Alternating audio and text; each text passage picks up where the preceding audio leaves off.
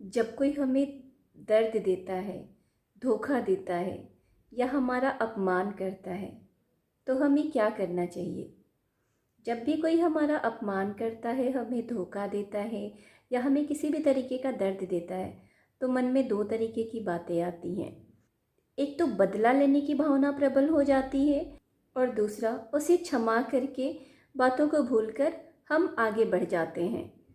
इन दोनों में से हमें क्या करना चाहिए और हमारे लिए क्या सही होगा, इस पे बात करते हैं। पहली बात, बदला लेने की भावना। अगर हम बदला लेने के बारे में सोचते हैं तो बदला एक ऐसे अंगारे के समान है जिसे दूसरों पर फेंकने के लिए हम अपने हाथ में उठाते हैं। मतलब अगर कोई हमारा अपमान करता है, हमें दुख देता है, किसी भी तरीके से हमारे साथ छल करता है, हमें धोखा देता है, तो उससे बदला लेने की जो भावना हमारे मन में होती है उससे हमारे मन को ही ज़्यादा नुकसान पहुंचता है, हमें ही दर्द होता है, हमारे मन को नुकसान होता है, हमारा चित्त अशांत होता है, हमारे ही मन को नुकसान होता है। दूसरी प्रवृत्ति, बदला लेने के स्थान पर अगर हम क्षमा करना चुनते हैं तो क्या होता है? देखिए, जब भी कोई हमारा अपमान करता है, हमें धोखा देता है, हमारे साथ छल करता है या हमें किसी भी तरीके का दर्द देता है तो हमारा मन कहता है कि हम उनको क्षमा क्यों करें, क्यों ना हम उन्हें उनकी सज़ा दें, क्यों ना हम उनसे बदला लें।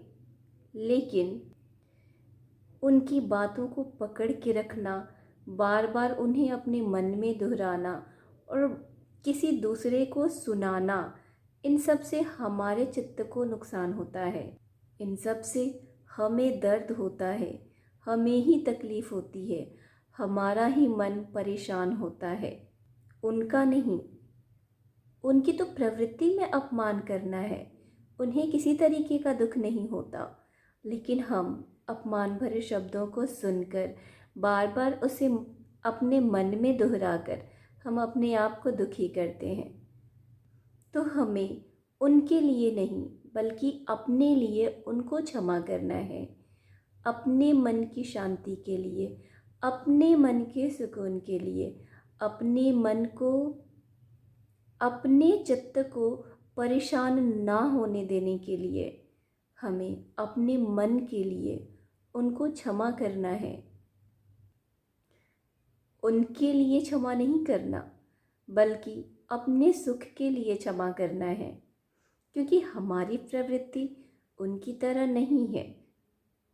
उनके अपमान भरे शब्दों को मन में रखकर बार बार याद करके दूसरों को सुना करके हम अपने चित्त को अशांत करते हैं।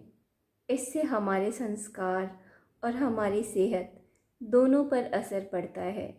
अब चॉइस आपकी है कि अपमान करने वालों को क्षमा करना है या फिर उनसे बदला लेना है।